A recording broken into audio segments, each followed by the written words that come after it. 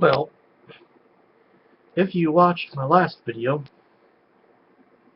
uh, I explained the spiritual significance of my beard. It was riveting. I still can't believe I said what I said.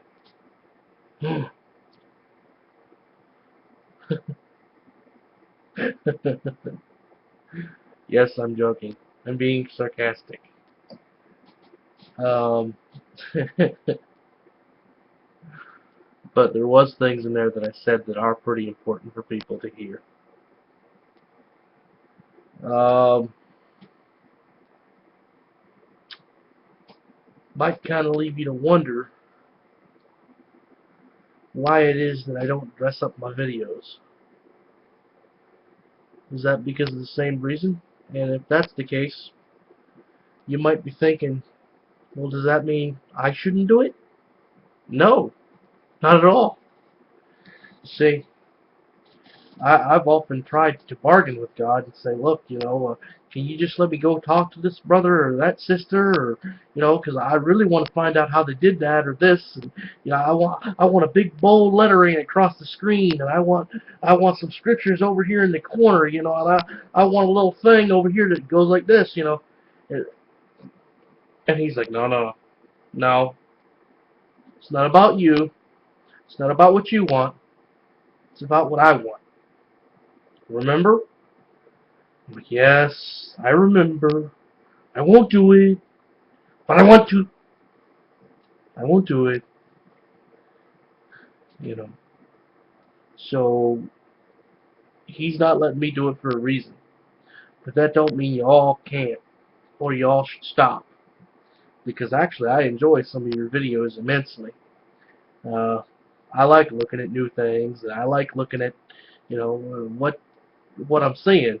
Because it really does make a little bit of a difference. And I mean, if that's what he's putting on your heart, um, for that song you're singing, then that's what you do. My only request is you be as obedient as you possibly can. And the more you grow, the more obedient you become. That's fantastic. That's all I ever want for anybody. Because we're not going to be judged on our doctrine. We're not going to be judged on the fact that we know where the shortest Bible verse is, or what it is. We're not going to be judged on the fact that we got 250,000 people to say Jesus is Lord. That's not what the deal is, folks. We're going to be judged on the fact that how well we obeyed. Did we obey those Did we obey those three commands of Christ, or didn't we? If we did, how well did we obey? How well did we love our brothers? How deeply? How well did we love those around us? How much did we seek God? Did we seek Him every day? Or just once or twice? Did we come to Him with our problems and our joys and our hopes and our dreams?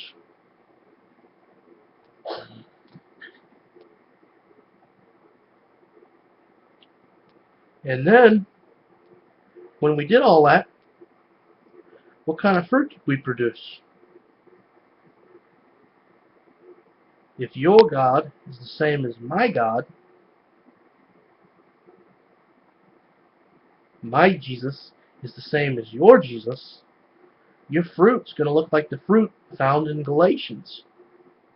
Starts off with joy, starts off with love, joy, peace, patience, self-control. Just type that into a search engine. It'll spit it up for you.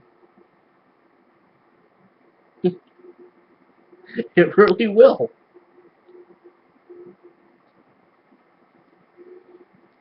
Yeah, right about now, I'd love to put Galatians right across the bottom of the screen.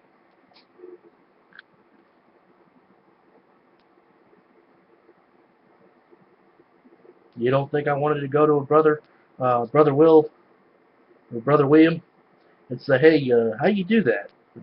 What program do I gotta buy? You know, he actually told me, Jehovah God's like, don't do it. And when he says don't do something, usually, if you do it anyway, um, he's prepared to punish you because he told you not to do it. And there's a reason.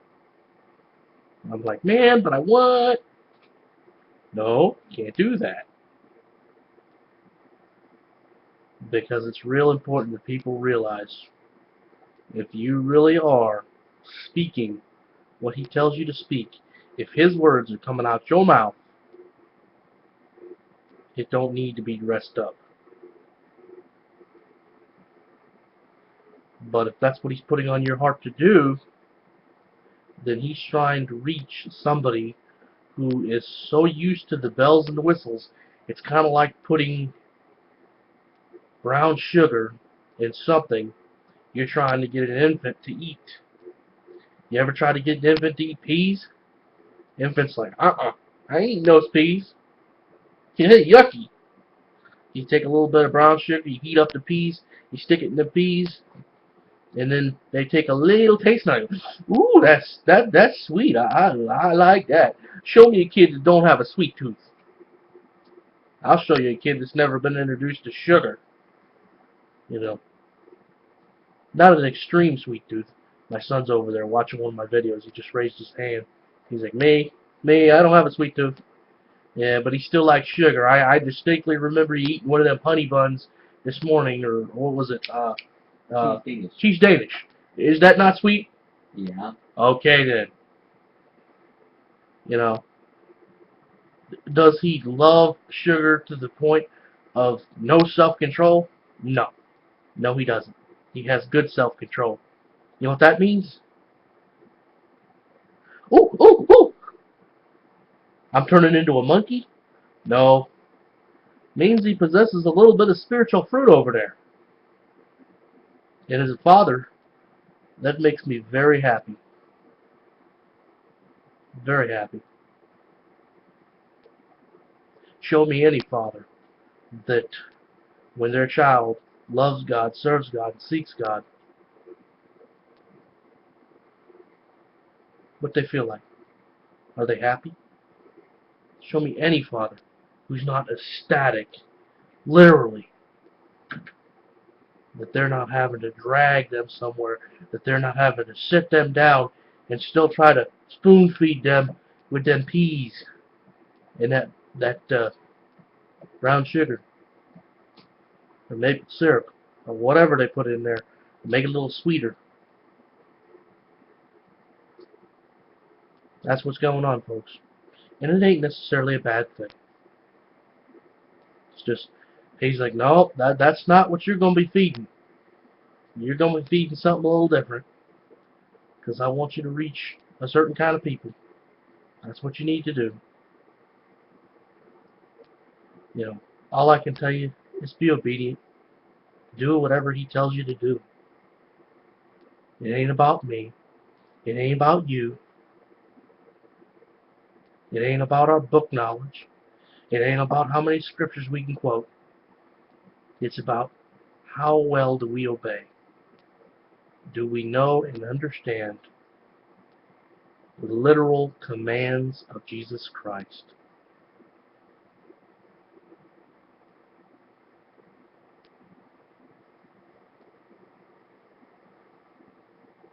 Okay, folks.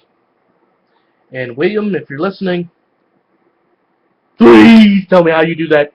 Just kidding. No. Don't.